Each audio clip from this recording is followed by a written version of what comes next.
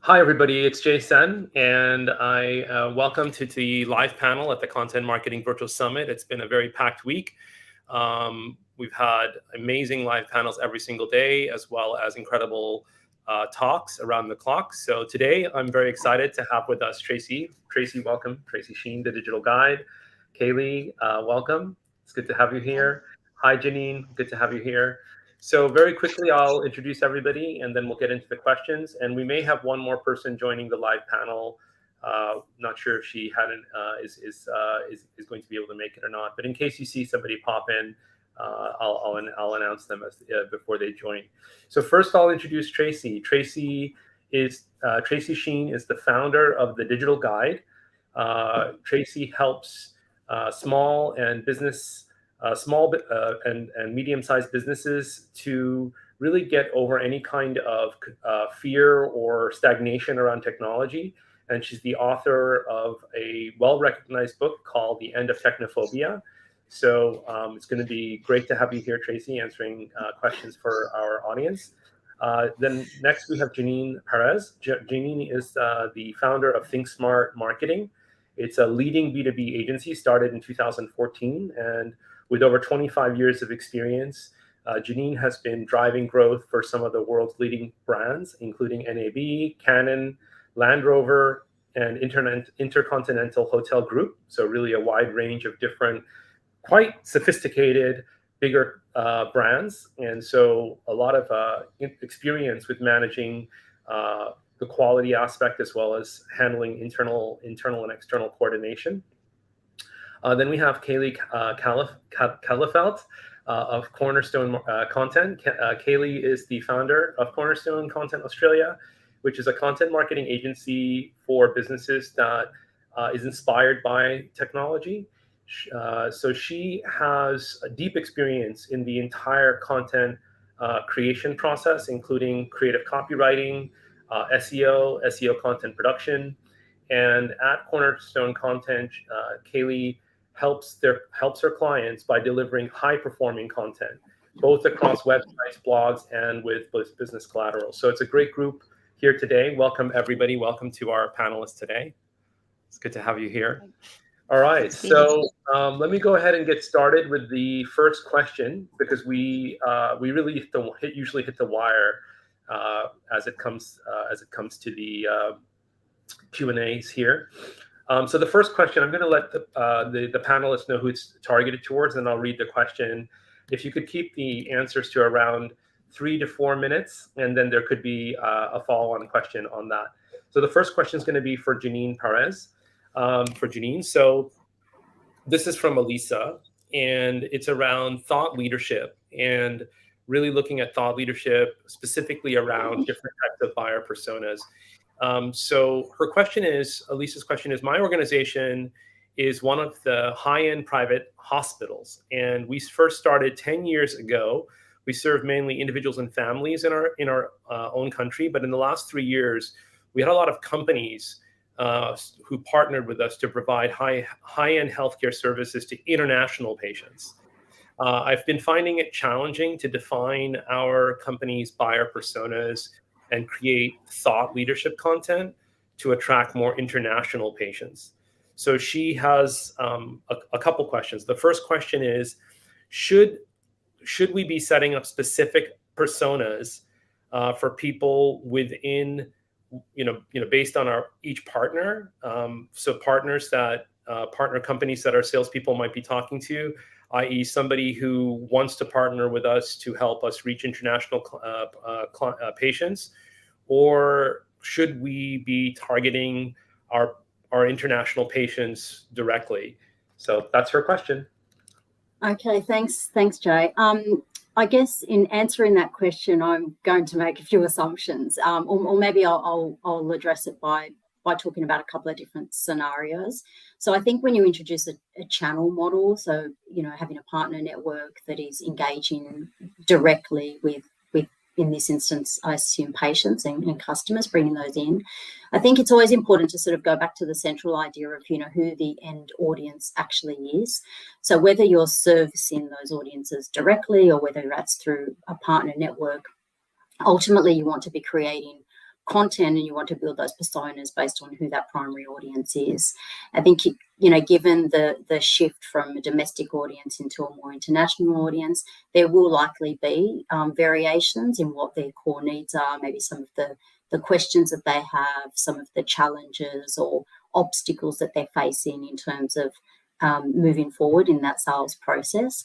And so I think it's certainly important to, start with what you know in terms of who your kind of core patient is, and then thinking a bit more specifically about that international audience and saying, okay, well, what are the specific questions that they might have that might not even really enter the conversation for a domestic audience, and then really build out that persona for the international audience. And they might be things that relate more to the questions around, travel and perhaps, kind of insurances and things like that, that perhaps international audiences might consider that domestic audiences don't. I think then thinking that next step further and saying, okay, well, if that still remains true for our partners, then that seems like a valid sort of persona to sort of develop out for your partners and to pass on, say, to your partners, and maybe enabling them to add even further insight and input to deepen that persona based on who specifically they're engaging with. So if there are particular medical treatments, for instance, that they're really focused on, or anything else related to the audiences that they know. I mean, typically when you're developing personas, it really is best to get as close to the source as possible.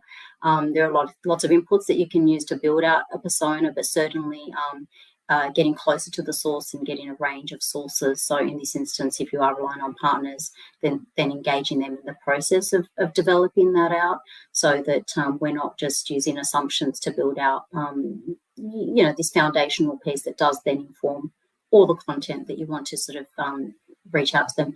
I guess to answer the second part of the question, which I think was in terms of, well, should we be creating the content? Is that right? Or should we be, relying on the partners? I think that really depends on your business model and your distribution model. And if your business model relies on partners, bringing those referrals in, then certainly arming them with the materials and the sources and the strategies and the frameworks to do that will be super helpful. If you have what I suppose we would call a destination site, and you've got partners bringing people in, but basically you have a direct engagement with those patients or potential patients, then it makes sense, of course, for you to be distributing that or making that available to your audience directly. I hope I've answered. Thank you. I think that the first thing that you shared, Janine, is really helpful, which is that starting by identifying the needs and the pain points of those international patients, and what differentiates what you shared, I think, is like how to really understand their particular concerns about traveling abroad for medical care. And then I think the second thing you shared was that once you have that, you said that it's possible that it could be shared with the partners. So then essentially, I think what you're guiding this person towards is essentially get the partner to be consistent with your brand in targeting those types of people. Is that right? Yeah, I think, well, consistency, but also arming them with the knowledge that maybe they don't necessarily have. So I think it's about building capability across the full ecosystem and across that full supply chain, for want of a better term, and the partner network. But certainly that also doubles as building consistency in terms of how you engage, ensuring everyone is on the same page in terms of what an ideal customer actually looks like, profile looks like, and what their real needs are. Great, thank you so much. Yeah. I think there are some other related questions that we might come back to a little bit later. So sure. The next question I'm going to come to, thank you so much, Janine. So the next question we're going to go to Kayleigh, and this is going to be around content creation. So the question here is around, it's actually more, I think it's more around promotion of content. So it's from an anonymous person, and the question is, we currently create content for Instagram and Facebook, and it's a spa, so this is a spa, and the question is, do you have any advice on how much effort we should put into content creation versus content promotion? And I guess I'll just start with that. Well, I think this is a topic where people get usually one or the other right.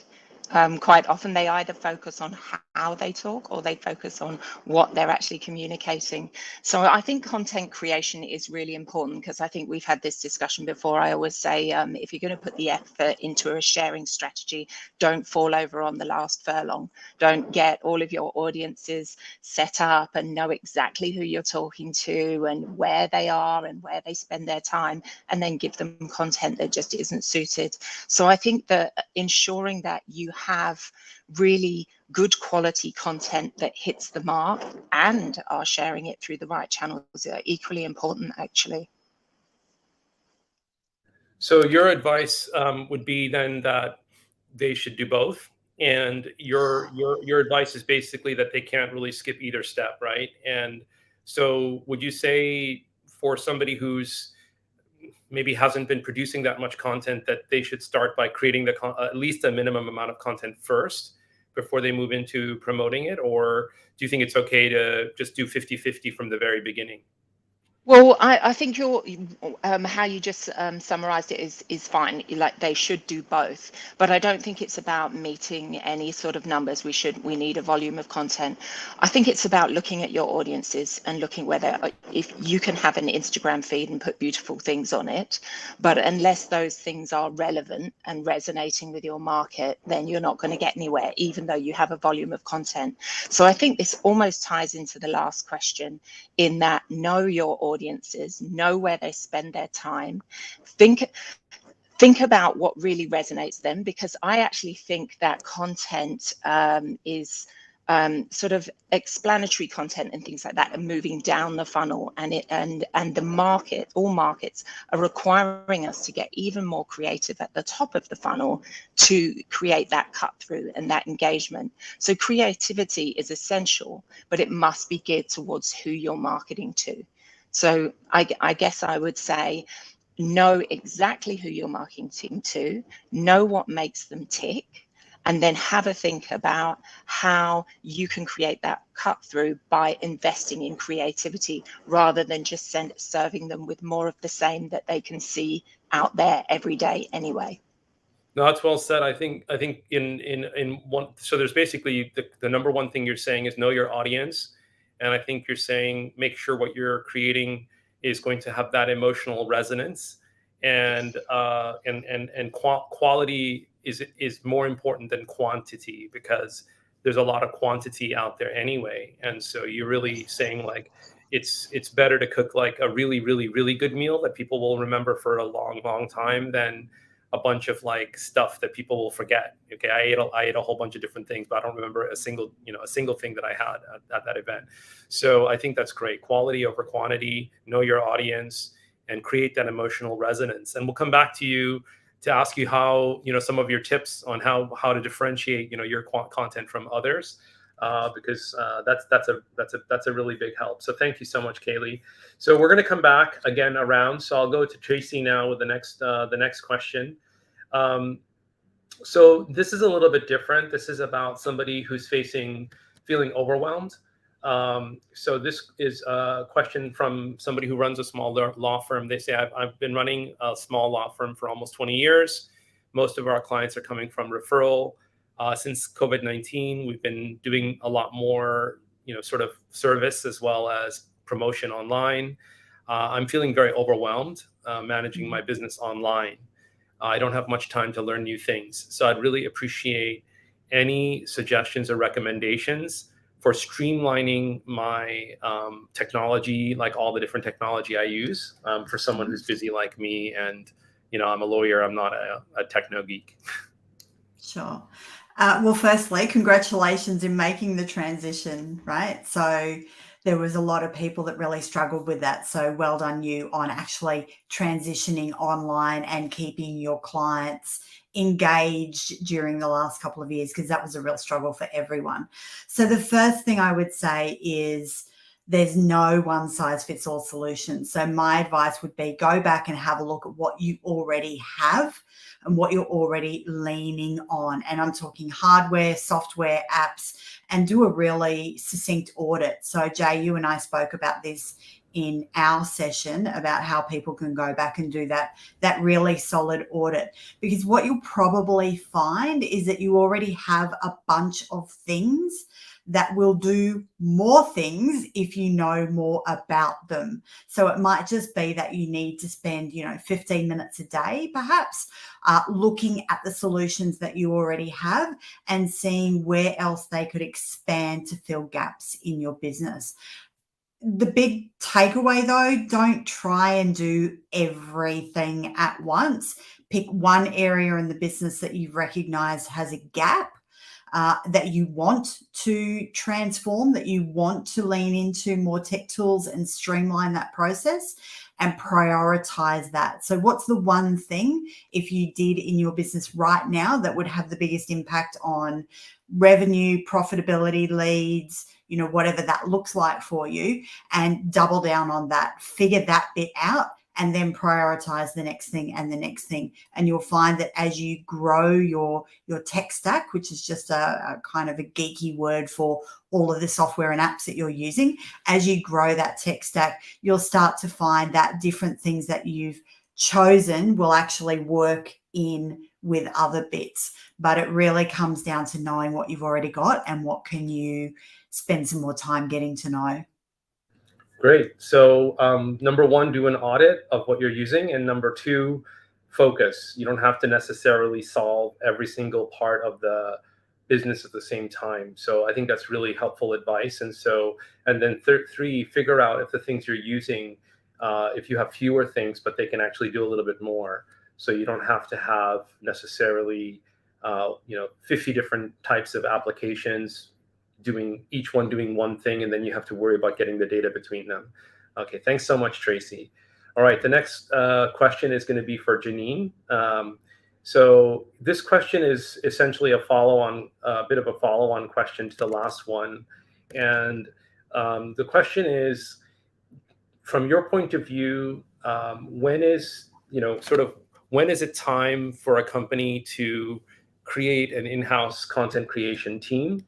And then, what should the possible transition look like from going from freelancers, having maybe an agency, to actually building an in-house content team? And specifically for a company that wants to excel at thought leadership. I guess that's a tricky one to answer, because it really, I think, depends on the level of resource and funding and what what role, I suppose, your content program plays in your overall strategy. Building a content team. So typical, most organisations, even the large organisations, actually run some form of hybrid model. If we think about that for content process, everything from strategy, ideation, creation, review, execution. There are quite a few skill sets required over that full journey. And then when you add on top of that the various channels, depending on who your audience is it B2B, is it B2C, which sectors, where do they play, what formats of content are you really doubling down on, if it's videos, other formats, etc.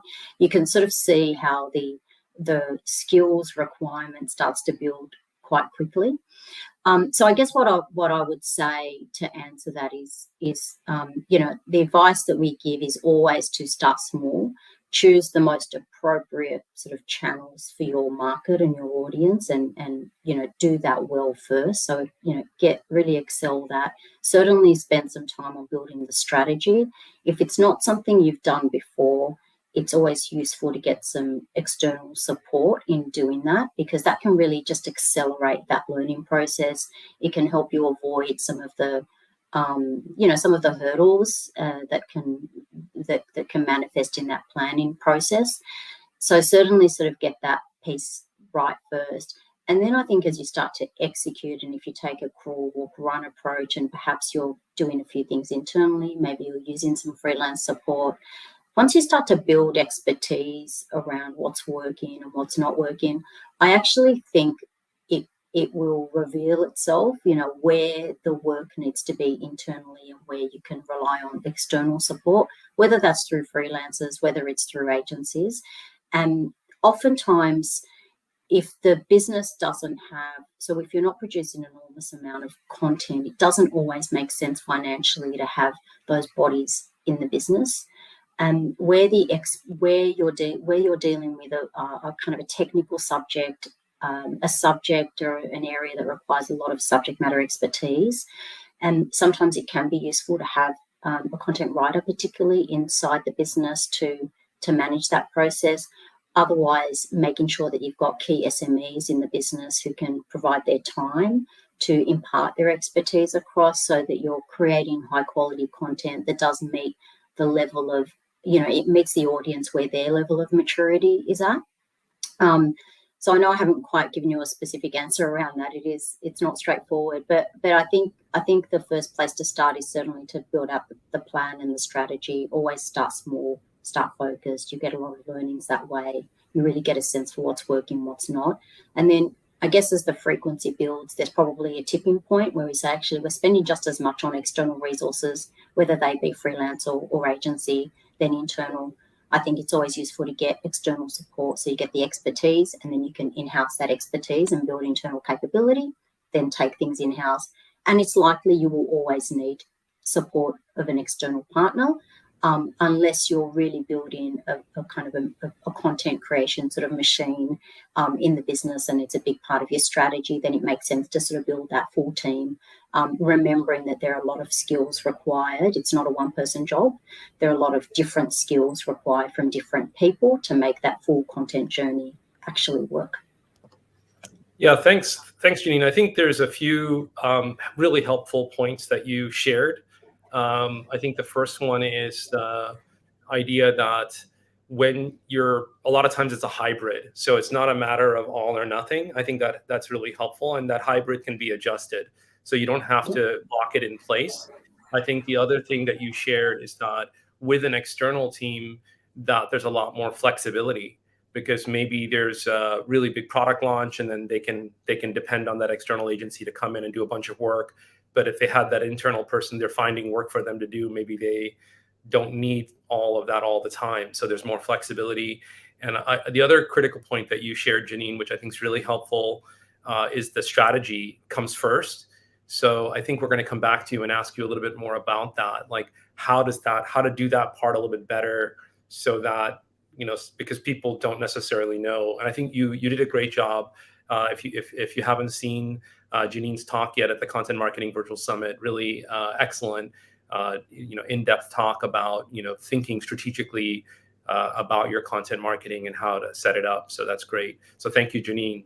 That's great. And so I'll just ask you, in terms of the hybrid model, what is sort of, if you will, the one or two things you could say about setting that up for success? Like, is there something specifically that you think people should be considering when they're setting up a hybrid model for success? I think certainly making sure that you're clear on roles and responsibilities. So exactly, particularly where you've got different people involved that may not commonly work together. So whether it's it might be an agency, there might be also some freelancers, there might be someone internally in the business. So that's part of the kind of, it's separate to the strategy, it's part of the planning piece, and saying, well, what is that workflow? So ensuring everyone understands what their part of that puzzle looks like. I think the other piece, and again, more importantly, I think if you are dealing with a technical subject matter or audience, is make sure you engage particularly writers who understand your audience and your subject matter. Ensure that because that really is what helps to elevate the quality, so that you can meet the audience at their level of maturity around that subject matter. And ensuring that over time you actually involve the full team in the review process. So it's not a matter of just creating content and getting it out there and feeding those channels. You actually do the job of saying, okay, well, what did the performance look like? What is actually working well? What isn't? and looking across all dimensions of that content so that you can embed those learnings across the full team. But I think having regular reviews and as you know, as a hybrid team, ensuring everyone understands what the other person's role in the process is, making sure the planning is really locked down, ensuring you're kind of the people that have the subject matter expertise are imparting that in a way. You've got a separate review team who can ensure that we've got consistency in terms of how content is being produced. And you're just kind of, you know, selecting the right people for the role depending on what type of format you're producing at the time. Great, thanks, Janine. That was great. So the next question is going to go to Kayleigh, and this is from somebody who works in the financial services space. So the question is, I'm working in the financial services space. My company serves both B2B and B2C. My CMO has come to me and suggested that we should be publishing a white paper or an ebook about the 5 most dangerous trends facing investors and how to overcome them. It's very specific. Okay. What do you recommend? You know, what is your experience and what do you recommend, you know, in the best sort of scenario where a white paper could be appropriate or an ebook, and then any other thoughts around which one I should consider choosing and what the criteria should be? Yeah. Okay. I think that first of all, it's if that is I guess discover whether that is the ebook that is needed. It goes back to knowing your audience. But I think that it starts with doing a bit of a discovery of your audience and their needs, and then deciding whether an ebook is actually the right tactic, and it could be. But then I think it's really important to know also, one of the things that I say is that content likes company. So if you're going to be producing an ebook, don't expect the ebook to stand alone and do all of the work. It's not a sort of magic bullet, a silver bullet. Have a look at the strategy that surrounds that ebook. Who are you trying to reach? What do you want them to extract from the ebook? The chances are that your market will consume content in different ways. So what can you create to surround that ebook? That people, maybe videos that people will see on YouTube that will then lead them back to a blog with that video embedded, and then a chance to download the ebook to read further. So I think I'd be looking at your audiences. Again, I always start with the audiences. Make sure that the ebook is actually answering their question.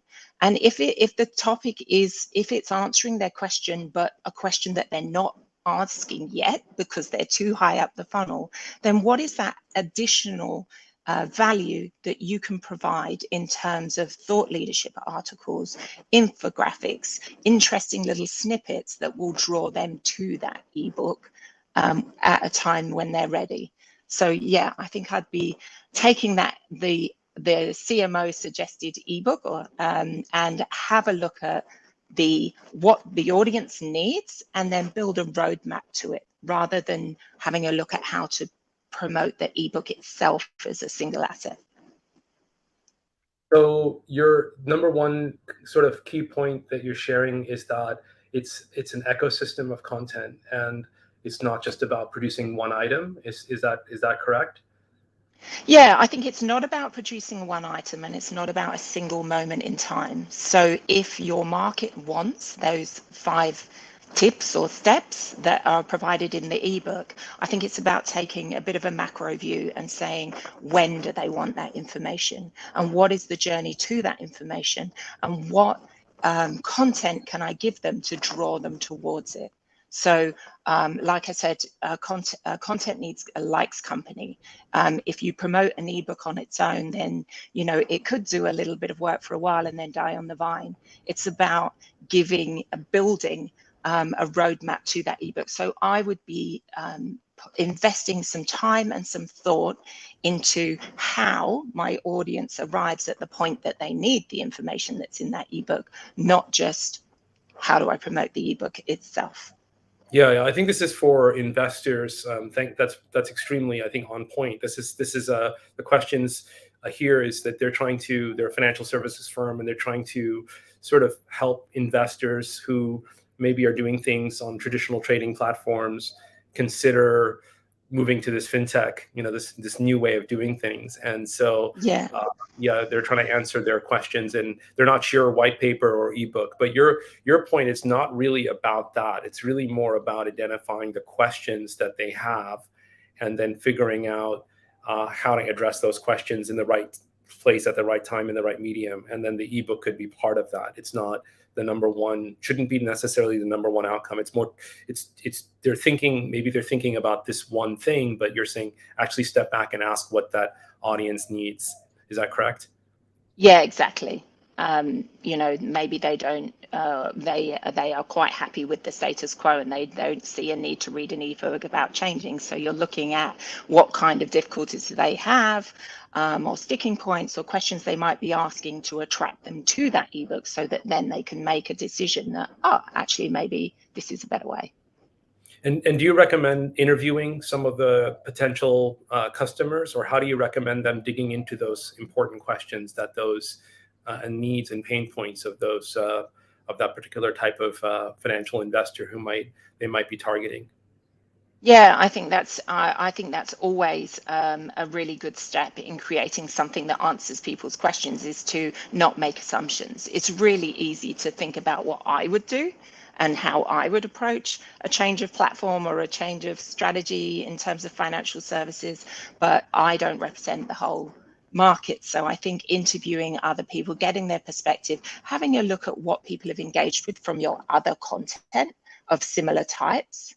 Make sure, I think, to Janine's point, when you evaluate content, you get to go back and say, well, actually, this was a really popular area, so that should factor into this white paper or this ebook. Have a look, even have people interacted in the past with a white paper or an ebook more from this community to answer that simple question of which asset is most appropriate. So look at your historical engagement and behaviors.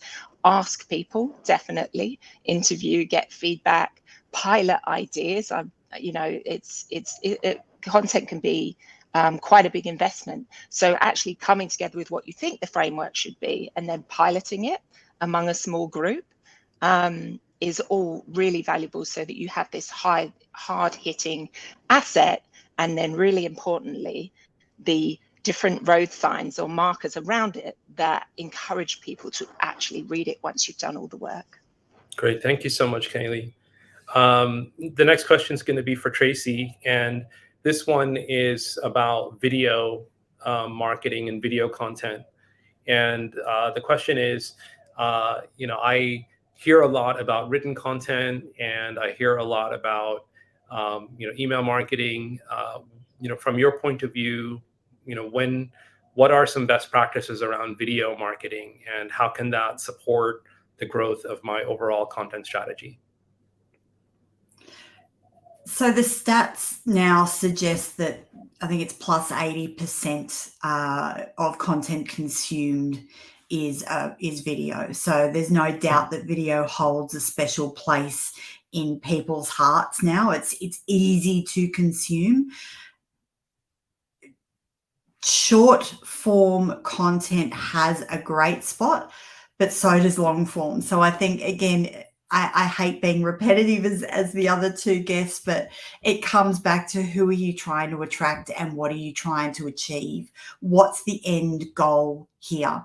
I know, when I put stuff on my own YouTube channel, my longer form content gets a better watch through, but my short form content does better on socials. So what are you actually trying to do, and where does it sit in the ecosystem? But in terms of best practice, always subtitle your videos. Make sure that the content is sticking to one topic, so you're not suddenly trying to fill them with 30 years of information into a 3-minute video that they're just like, I can't even keep up with this. So keep everything on point to what it is that you're trying to do. Always subtitle it, and then have a look at how you can repurpose it. So this goes on to Kayleigh and Janine's comments earlier, that video is just part of the ecosystem. So if you do a video, can you strip the audio and turn it into an audio file or into a podcast? Can you get the transcription and turn that into a social media post or into a blog or to form part of an ebook or a white paper?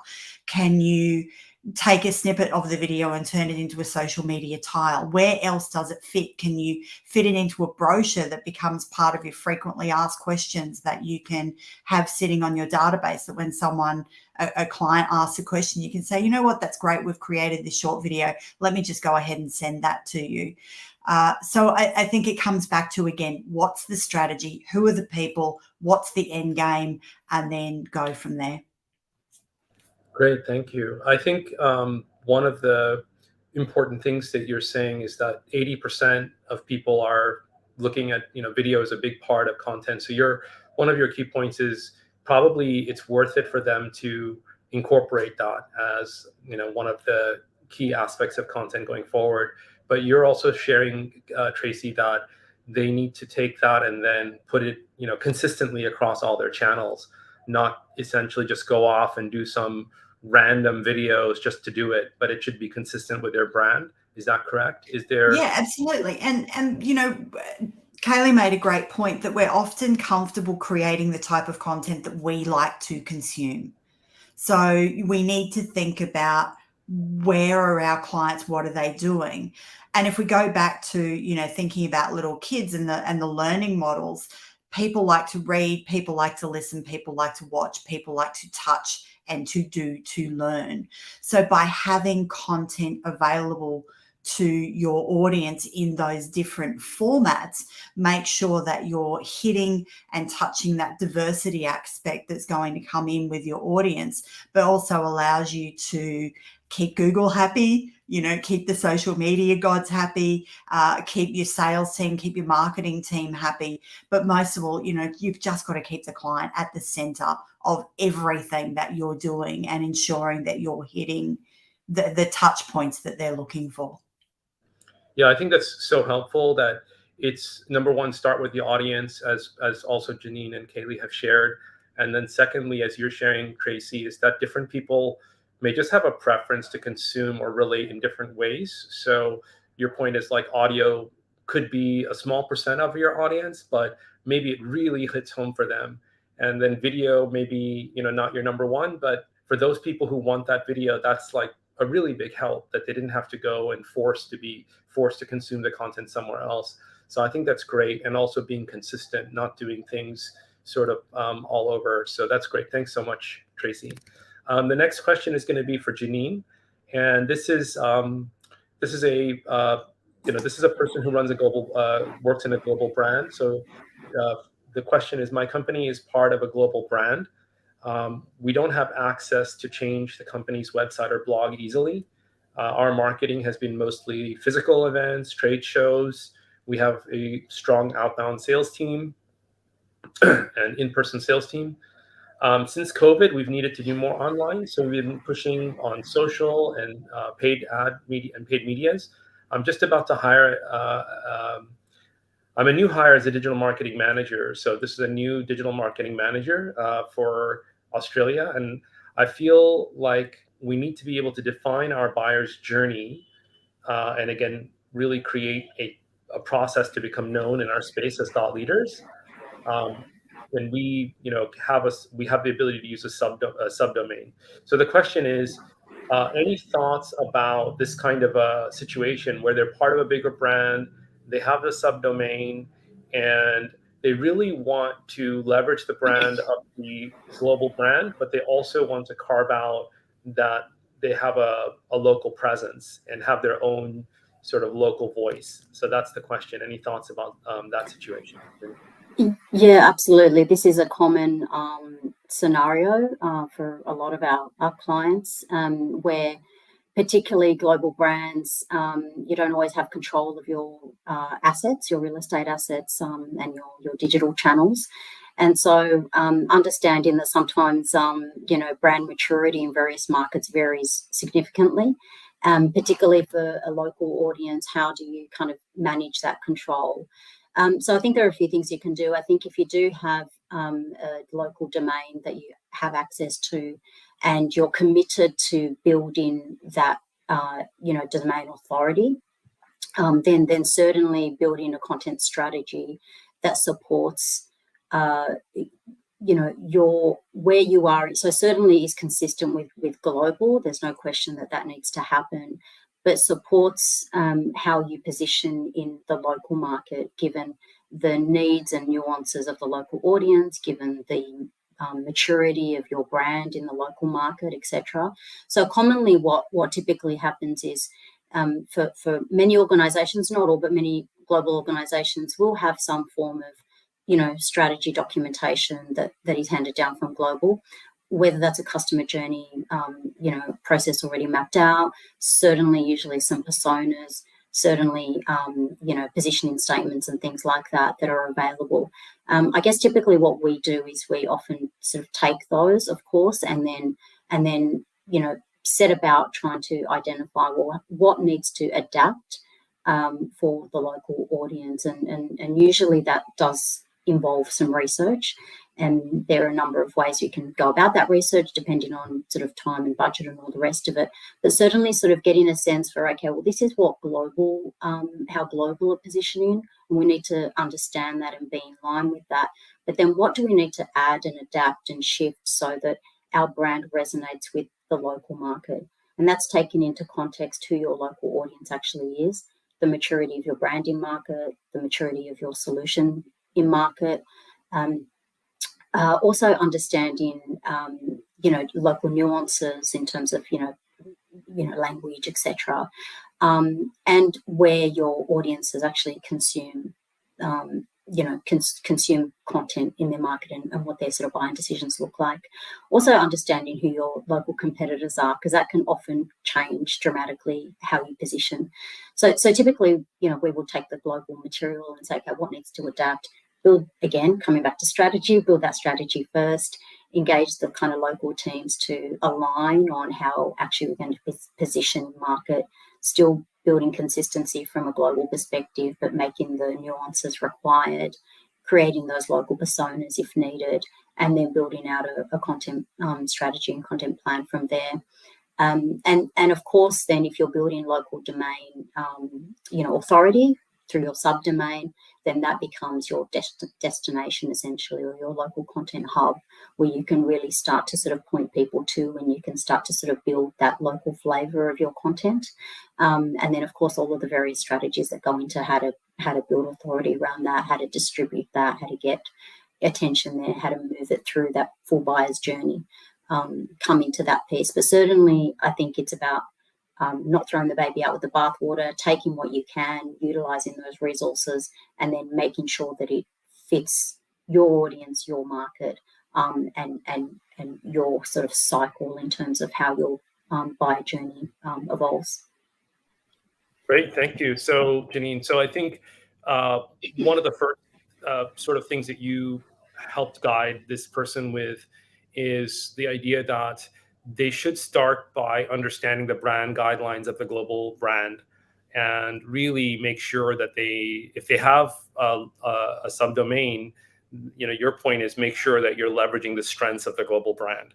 And so that's really helpful. And the second thing that you, I think, shared was to create sort of a cultural awareness around the local market, because maybe some terms don't translate perfectly, or there could be some local sensitivities. Maybe people don't, some aspects of it would be acceptable and some aspects wouldn't. And then I think the third point you shared, Janine, is that essentially to not only just do it as an isolated piece, but as you said, really think strategically about what they want to accomplish, and then go in phases. Is that right? Or would you say that that's important as well? Yeah, absolutely. And just to that point around the cultural, often what we find is that for global brands, they might have a lot of brand awareness, or the market might be more mature in the US, for instance, and so their problems are. So if they're relatively new in Australia, they may not have brand awareness in Australia, and so often some of the things that are taken some of the material that's delivered from global already assumes a level of maturity in the local market that doesn't actually exist.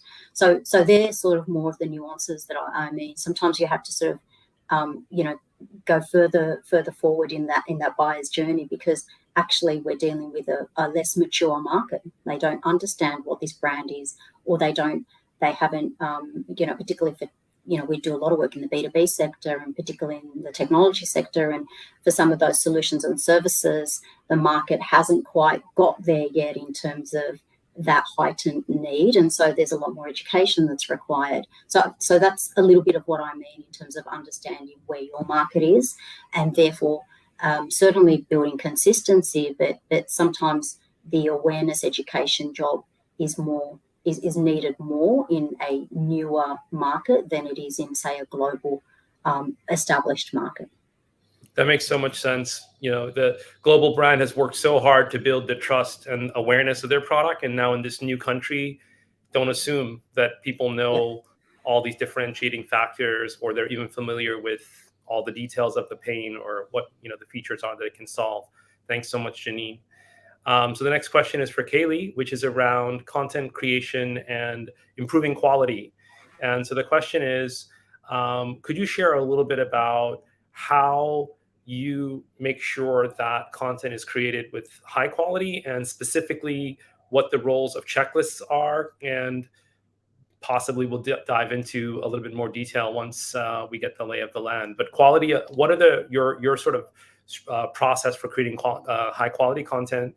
That's what they're wondering. How can I create high quality content? What kind of process and what kind of checklist I should have? Yes, absolutely. And I think it's probably useful to define which content to focus your energy on when it comes to super high quality, because in any sort of organization, you want to have two kind of categories of content. You want to have your drumbeat, your always on content, and you want to be able to enable people to produce that quickly and frequently. So you might enable, there's certain leaders within the company that can literally hold an iPhone video up to their face and spitball into a 30-second video that they can put out, every now and then. And you don't want to be sort of analyzing a checklist of quality and doing discovery for every single piece of content. So your drumbeat content, you need to enable. And then your big ideas, your creative content, well, that absolutely must reflect your brand and meet your audience needs. So that's when, we advise our clients to start with the marketing, not the marketing question, but the audience answers. And I think we've all said this in every single answer, but not what do I want to tell the audience and how can I tell them that, but what are the audience searching for?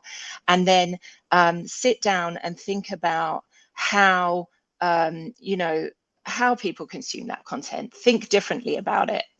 How is this content going to land, and then what do I need to invest to make sure that it lands properly that way? If it's going to be a video, and video is absolutely the right medium for this content, then as Tracy was saying, what different formats do I need that video to be produced in? How am I going to use it?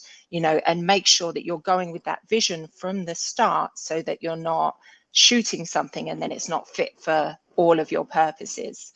So yeah, we recommend starting with that discovery, where you look at not the marketing question, but the audience answer. What do they need? What's going to resonate with them? And then move into a kind of brainstorming session where you say, okay, well, this is what we think we need to do, but let's pull it apart. Let's think differently. And I think one example there, a really good example that springs to mind, is Apple's campaign Shot on an iPhone. So they didn't just go out there and say, you know what, we're going to advertise our camera. They thought, how can we think differently about this? How can we get people involved? People love taking photos. So then they included people themselves in their own campaign, and there was some incredible art coming out of this campaign. So I think you do your discovery, you get people in a room and you go, how can this cut through? How can it be amazing? How can it be different? And then what do I realistically need to assign to this, invest in this, to make sure that it is actually achieving my goals, that I'm not half doing it? And I guess go all in. People tend to put the brakes a little bit on their creative campaigns. They fund their drumbeat because they're measuring that consistently. And then maybe they get a little bit of fright about the cost of a big idea. But I think if you're going to have a big idea, then invest in your big idea. If you're going to shoot a video, make sure it's well shot. If you're going to have a spokesperson, then talk through the scripting, make sure you've got the messaging done. Go all in or don't go there would be my recommendation. So you really did a good job, I think, of guiding them, Kayleigh. The first thing I think you shared is that don't necessarily use the same checklist for everything, and don't strangle your what you call your drumbeat content by over sort of making it too constrained. Let people in your company be authentic. Let them share what comes up, especially if it's coming from people who have a really good sense for what the audience needs, like for example, the founders and so on. So that's great. And then the second thing you said is if you're going to go for the creative side and the big idea, that's where you really want to do it right, and you really want to. You said go with your audience's voice, and you said also be willing to you said double down, really go for it, and don't do it halfway. If you're going to do it, go do it. Do it well, right? Especially for those big ideas. So in terms of the drumbeat content, I think your point is that there's an opportunity because it's being produced regularly. There is an opportunity to try it, see what's working, adjust, see what's working, adjust. Is that correct? Do you think that's correct? Yes, I do think it's correct. And I think this is where transparency across the organization comes into play, because you've got a lot of people who are very talented at producing content. Your HR department might be great at engaging, candidates and a talent with content, and they've all got you've got maybe a product department that's really great at explainer type content. So I think maybe having that open or a forum, setting up a process where you communicate back to your organization what content's working, what you've learned, because everyone's got skin in the game when it comes to content, and then enabling them to get excited and produce their own content because you've given them the guardrails. I think that's a really successful format for keeping your drumbeat going without your marketing organization having to produce everything, review everything, edit everything. Great. Awesome. So it's more about learning what works as a team and giving people a little bit of freedom to participate. And so you get the whole company, who's different people maybe have different strengths. And then that way the brand is actually lifted up by having these different points of view. Great. Thanks so much, Kayleigh. Absolutely. So I'm going to go around. We're almost at the end of this live panel. I'm going to ask each person to essentially, from your point of view, one of the challenges I think everyone faces is that there's so many different things they could do. What do what's the process that you use to sort of kind of make a list of the opportunities and focus one to focus on, prioritize and choose one to focus on at a time? Because each person here has a broad range of experience. So just kind of your sort of parting thoughts, if you will, on how to build a process around keeping a list of potential opportunities and then choosing a priority and a focus. So I'll start with Tracy. If you would want to give your thoughts on that. Personally, I have a spreadsheet that has different tabs, and I have my just general brain dump ideas. I have ADD, so I'm constantly looking at the next bright, shiny thing. And if I'm not careful, that can take me off track really quickly. So to shut up that monkey brain, I dump that idea into the spreadsheet, and that's my kind of brain dump. That sits there.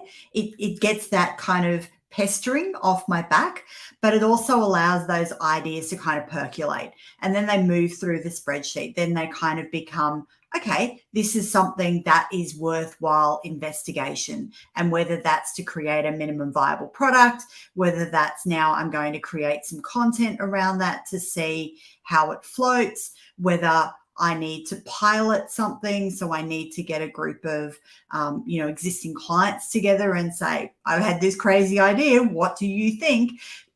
I can then kind of move that through the next stage. I also have my what's hot right now. And there's always something, and I see this with clients time and time again, whenever I'm chatting with someone, there's just a gut feel in an organization of the thing that needs to change. We all know it. And, if you're sitting with your team, it's, one person's constantly kind of going, can't believe we still do this thing that way, or, we have these steps, or whatever that is. There's always this visceral reaction in a company about something that needs to change. HR, marketing, sales, I don't care. You'll know what that is. So then run that through your evaluation of, is it more time, more money, more leads? What is the big thing that if we achieve this, if we change this, that what's the outcome? Get really smart with it, the measurable kind of goal things, and make sure the team is on board. Nothing is going to sink your idea quicker than having, Jane from marketing sitting in the background going, I didn't want to work on this, and we've always done it so make sure the whole team is on board. Get some champions in the different sectors that are pursuing the concept for you, and just go for it. So that at the end of that quarter, you can all report, you have your lunch and learns monthly or whatever that looks like, that you're reporting on the progress and you're examining how it's working, what the hurdles are we going to keep going forward, and then just tick those things off the list and float the next big idea up to the top of the spreadsheet. Great, thank you. I think two key takeaways from that. One is write things down before you decide to work on them so that you have time to kind of evaluate. And the second one is that there's usually one point, which is the highest point of leverage in your business. And if you can identify that and focus on that, oftentimes instead of being distracted by this, by 5 things, focus on one highest point of leverage at a time and try to ask everybody, what do you think that is? Because maybe you'll be surprised that you could double your business if you just took care of this one highest point, leverage bottleneck. So that's great. Thanks so much, Tracy. So Janine, I think, from your point of view, with people wanting to make I see a lot of companies going through brand refresh. Again, how do you guide somebody through? I would say they're considering that. They're considering lots of other things. When should they consider the brand refresh as a priority? How do you guide people through that? Guys, we should probably consider refreshing our brand. It's a little bit out of date with our values, or, who we're trying to reach, or the personas we're trying to reach. What's your perspective on prioritization when it comes to, say, for example, a brand refresh? I guess in terms of prioritization, for me, it doesn't really matter what the project is or what the desire is. It really all is about, at the end of the day, strategy, understanding what your ultimate business outcomes are, what the organizational outcomes are, how that ladders down, and then defining the vital few things that are actually going to move the needle. Because there are so many things that can be done in marketing, in all functions of business, but what are the things that are actually going to have impact?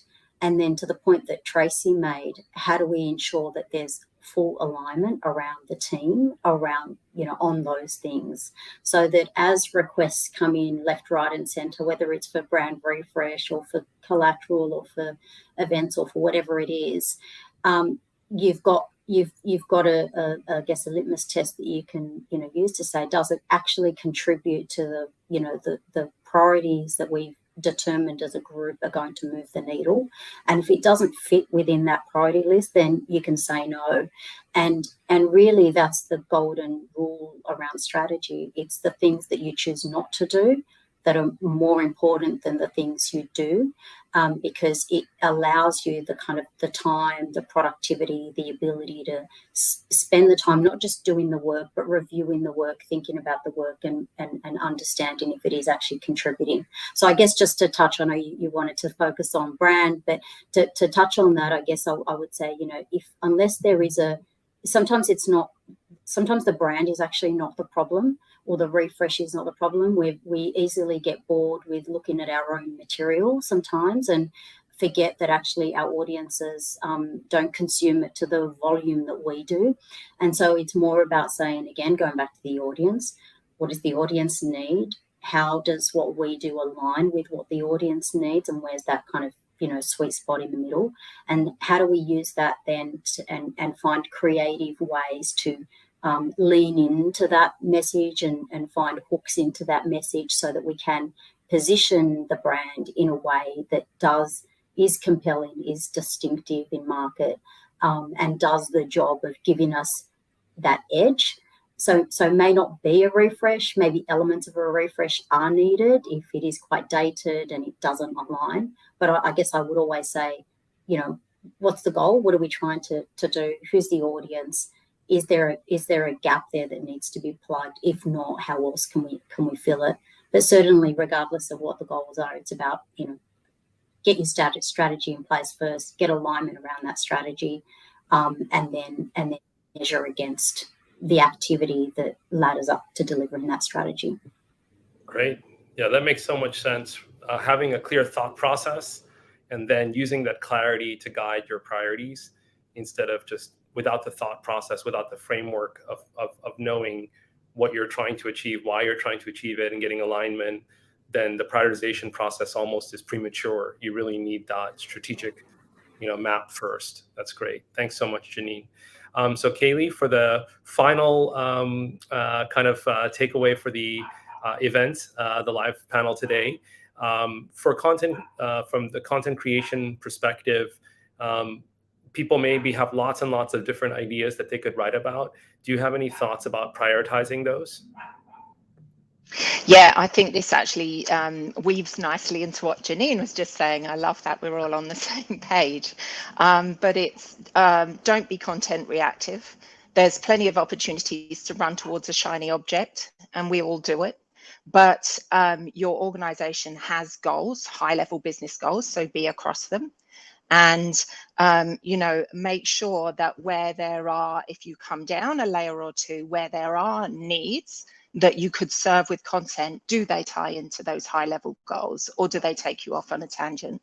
And then use that as a kind of guide for not being content reactive, because content's going to live a lot longer than some circumstances. It might be cold outside and I think it's a really great idea to produce, it's chilly, let's get into this widget or this service, and then the weather changes and suddenly I've spent a lot of money on something that's not useful anymore. So really have that true north of your company's goals, direction and objectives, and then as content needs come up, measure them against, do they further that overall journey, or do they detract from it?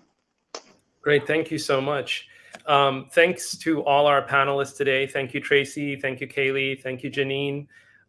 It was great to have such good questions from the audience, and also to have such different points of view and some points of really strong synergy and agreement. So this is Jason with the Content Marketing Virtual Summit. We've had amazing live panels every single day.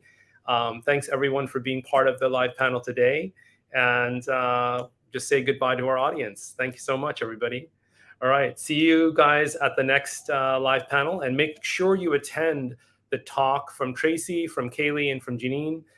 Really high value talks, and you're going to get a lot out of it. So this is Jason. See you at the next live panel and throughout the event. Take care, everyone. Bye.